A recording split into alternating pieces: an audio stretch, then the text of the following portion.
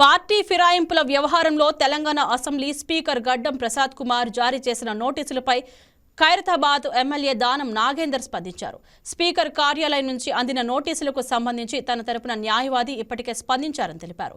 స్పీకర్కు వివరణ ఇస్తూ తన అడ్వకేట్ ఒక లేఖ రాశారని, అయితే ఆ లేఖలో ఏ అంశాలను పొందుపరిచారనే విషయంపై తనకు పూర్తి అవగాహన లేదని క్లారిటీ ఇచ్చారు.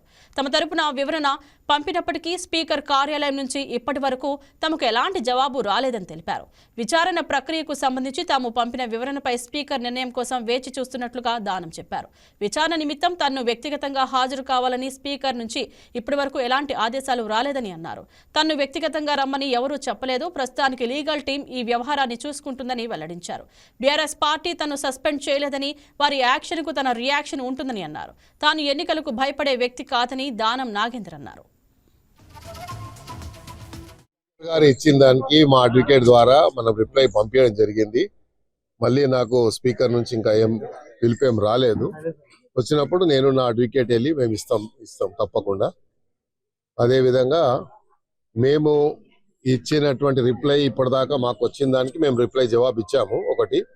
కానీ ప్రత్యేకంగా మమ్మల్ని మరి ప్రెసిడెంట్ గమ్మని ఎక్కడ స్పీకర్ గారు ఇప్పటిదాకా చెప్పలేదు. చెప్పినప్పుడు నేను వ్యక్తిగతంగా పోయి క్రాస్ ఎగ్జామినేషన్ పిటిషనర్స్ ఉంటుందని నేను అనుకుంటున్నాను. నాకు తెలిసిన లా ప్రకారంగా పిటిషనర్స్ కి ఉంటది. తర్వాత నన్ను పిలుస్తుండొచ్చు. నన్ను పిలిచినా కూడా నేను తప్పకుండా వెళ్ళి నా ఎక్స్ప్లెనేషన్ మీరు రాజీనామా చేస్తారు లేదంటే అనర్హత వేటు పడుతుందనే భయంతో ఇట్లా అఫిడవిట్ దాఖలు చేశారు దానం నాగేందర్ అని చెప్పేసి రెండే ఇష్యూలు. రాజీనామా చేయాల్సిన పరిస్థితి వచ్చినా, ఒకవేళ అట్లా డిస్క్వాలిఫికేషన్ వచ్చినా, నేను ప్రజాబలంతో ఇన్నిసార్లు గెలిచాను. అక్కడ ఆసిఫ్ నగర్ లో ఎంఐఎంఓలో అంత బలమైన ఉంటేనే నేను ప్రజలతో గెలిచాను. కాబట్టి ప్రజల మనిషిని, ప్రజల మధ్యలో ఉండేటోని. ప్రజాబలమే నా బలం. తప్పకుండా నేను అలాంటి పరిస్థితి వస్తే తప్పకుండా మళ్ళీ ప్రజాక్షేత్రంలో వస్తాను. తప్పకుండా మళ్ళీ పోట్లాడతాను.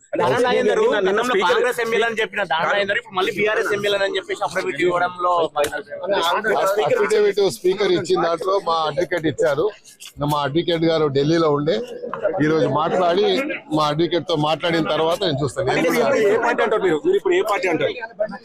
నేను చెప్పాను కదా మా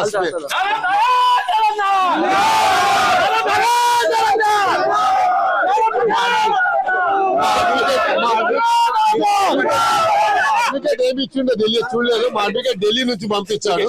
చూసిన తర్వాత ఎమ్మెల్యే మీరే కాబట్టి మీరు ఏ పార్టీ అని చెప్తారు?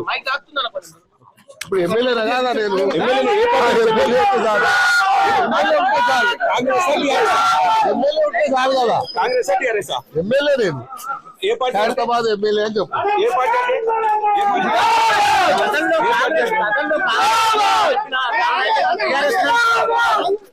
మీరు ఏ పార్టీ అంటే కాంగ్రెస్ నుంచి కాంగ్రెస్ పార్టీ నుంచి ఎంపీకి పోటీ చేశారు. ఖైరతాబాద్ ఎమ్మెల్యే అని చెప్తాను. కాంగ్రెస్ పార్టీ నుంచి గతంలో ఎంపీకి పోటీ చేశారు. అఫిడవిట్ లో కాంగ్రెస్ బీఫామ్ నుంచి పోటీ చేసిన అంశాలు ప్రభావించలేదని అంటున్నారు. వాళ్ళు బీఆర్ఎస్ వాళ్ళు చెప్పారు. నన్ను సస్పెండ్ చేయలేదు కాబట్టి సస్పెండ్ చేసి ఉంటే వేరే రకం ఉండేది. దానికి రేపు జవాబు వేరే చెప్పేది. కాబట్టి వాళ్ళు ఏ రకంగా జస్టిఫై చేసుకుంటారో దాన్ని బట్టి నా యొక్క రిప్లై ఉంటుంది. రేపు స్పీకర్ గారి దగ్గరికి పోయే విషయాన్ని నేను సబ్జుడిస్ అవుతుంది కాబట్టి అందుకే నేను ఎన్ని క్వశ్చన్లు వేసా చెప్తలేను. రేపు స్పీకర్ గారిని కలిసిన తర్వాత అక్కడ ఉన్నటువంటి కంటెంట్స్ ఏమున్నాయో దానికి రిప్లై ఇచ్చి నేను మళ్ళీ చెప్తాను.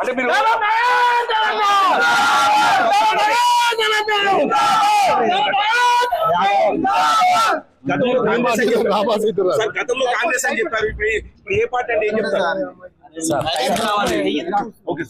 స్టేట్ లెవెల్ కాంగ్రెస్ అన్నారు. ఇప్పుడు ఏ పార్టీ అంటే